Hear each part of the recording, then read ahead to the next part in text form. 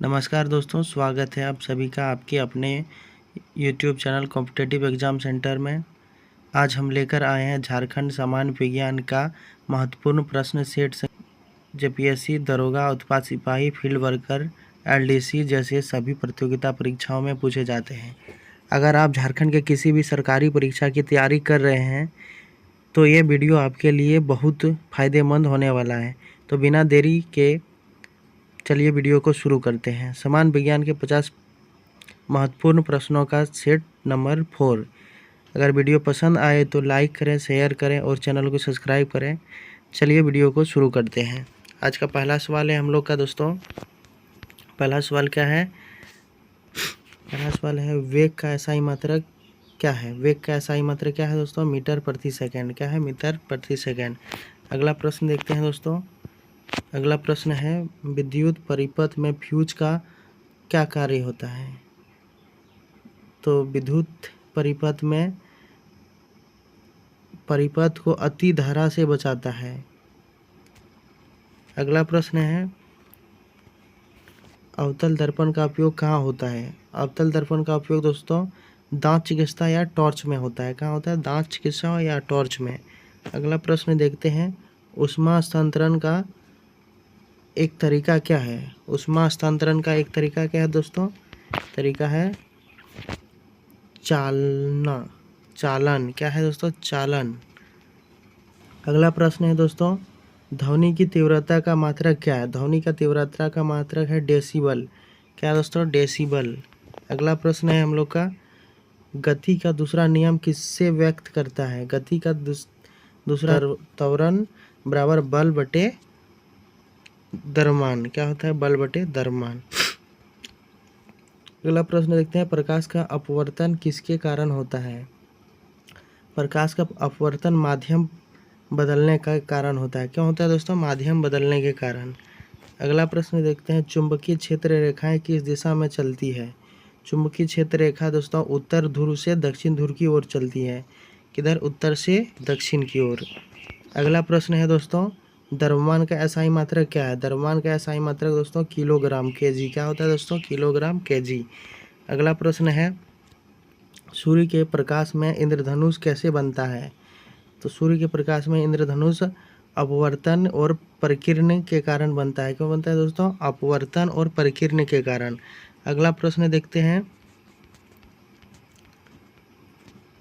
Nitrogen का परमाणु क्रमांक क्या है? नाइट्रोजन का परमाणु क्रमांक दोस्तों कितना है? 7 है। कितना? 7। अगला प्रश्न देखते हैं रासायनिक अभिक्रिया में क्या नहीं बदलता है? क्या नहीं बदलता है दोस्तों? परमाणुओं की संख्या। क्या नहीं बदलता है? परमाणुओं की संख्या। अगला प्रश्न है सिरके का रासायनिक नाम क्या होता है? सिरके का रासायनिक नाम होता है एसिटिक अम्ल CH3COOH। क्या होता है दोस्तों? CH3COOH।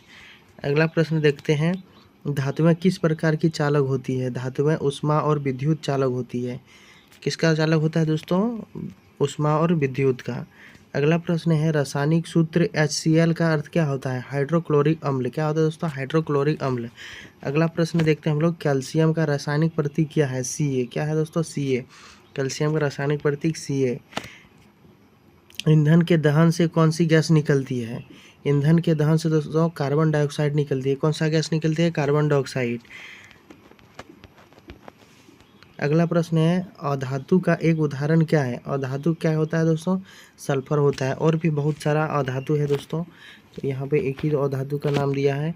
अगला प्रश्न है रासायनिक अभिक्रियाओं में ऑक्सीकरण का अर्थ क्या है? ऑक्सीकरण का अर्थ होता है दोस्तों इलेक्ट्रॉनों की हानि। क्या होता है दोस्तों? इलेक्ट्रॉनों की हानि।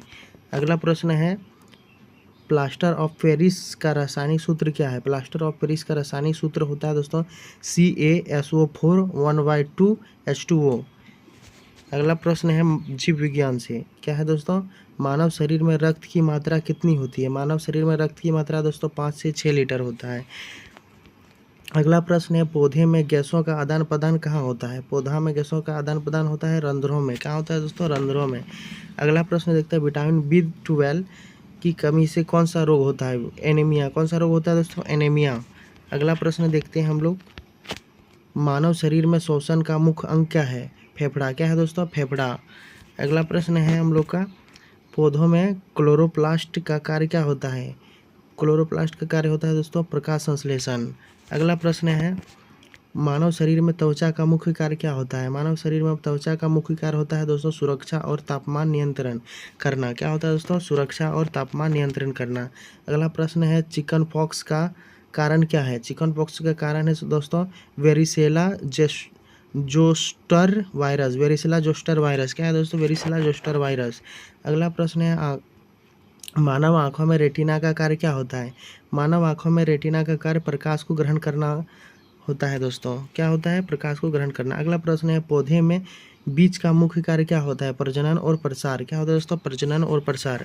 अगला प्रश्न है हम लोग का दोस्तों, मानव शरीर में अग्नाशय का मुख्य कार्य क्या होता है? इंसुलिन और पाचक रस को स्राव। क्या होता है दोस्तों? इंसुलिन और पाचक रस स्राव। अगला प्रश्न देखते हैं हम लोग। अगला प्रश्न है पर्यावरण विज्ञान से हम लोग क्या पर्यावरण ग्रीन हाउस प्रभाव का एक परिणाम क्या है? वैश्विक तापमान में वृद्धि। क्या है दोस्तों? वैश्विक तापमान में वृद्धि।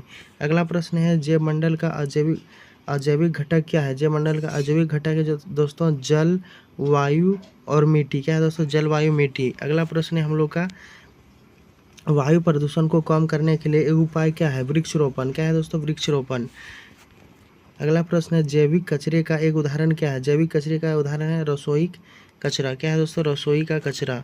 अगला प्रश्न है, जलवायु परिवर्तन का एक प्रभाव क्या है? जलवायु परिवर्तन का एक प्रभाव है मौसम पैटर्न में बदलाव। क्या है दोस्तों? मौसम पैटर्न में बदलाव। अगला प्रश्न है, सोलर पैनल किस ऊर्जा का उपयोग करते हैं? सौर ऊर्जा का। किस ऊर्जा का दोस्तों? सौर ऊर्जा का।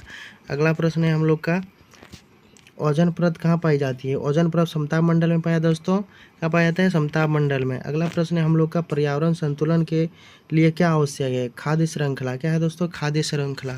अगला प्रश्न है, अम्लीय वर्षा का पीएच मान कितना होता है? अम्लीय वर्षा का पीएच मान होता है दोस्तों 5.6 से कम। कितना होता है दोस्तों? 5.6 से कम।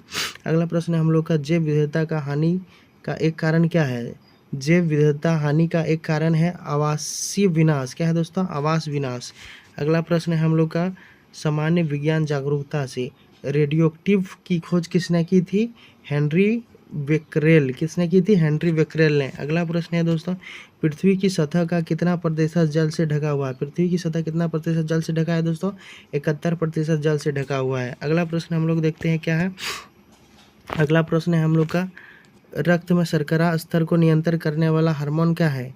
रक्त में शर्करा को नियंत्रण करने वाला इंसुलिन होता है दोस्तों। क्या होता है? इंसुलिन। अगला प्रश्न है, बैरोमीटर का उपयोग किसके लिए होता है? बैरोमीटर का उपयोग होता है वायुमंडलीय दाब मापने के लिए। वायुमंडलीय दाब मापने के लिए। अगला प्रश्न क्या है दोस्तों, परमाणुओं का केंद्र क्या कहलाता है? न्यूक्लियस। क्या कहलाता है दोस्तों? न्यूक्लियस। परमाणुओं का केंद्र न्यूक्लियस कहलाता है। अगला प्रश्न है, डायनमो का उपयोग किसके लिए होता है? विद्युत उत्पन्न के लिए। डायनमो का उपयोग होता है विद्युत उत्पन्न के लिए। अगला प्रश्न हम लोग का दोस्तों, सूर्य का तापमान कितना होता है? सूर्य का तापमान लगभग 5,500 डिग्री होता है, डिग्री सेल्सियस होता है सतह पर। कहाँ पे दोस्तों? सतह पर, यहाँ पे नहीं। मानव शरीर का रक्त का पीएच मान कितना होता है दोस्तों? 7.4। कितना होता है? 7.4। अगला प्रश्न है, कंप्यूटर का जनक किसे कहा जाता है? कंप्यूटर का जनक दोस्तों चार्ल्स बेबेज को कहा जाता है। किसको? चार्ल्स बेबेज को। लास्ट क्वेश्चन है आज का हम लोग को दोस्तों, स्टेथोस्कोप का उपयोग किसके लिए होता है? हृदय और फेफड़ों की ध्वनि सुनने के लिए। किसके लिए दोस्तों? हृदय और फेफड़ों की ध्वनि सुनने के लिए। Thank you for watching this video दोस्तों। Subscribe our channel competitive exam centre. तो चलिए दोस्तों, मिलते हैं एक नया वीडियो के साथ बहुत जल्द। तब तक के लिए बाय बाय।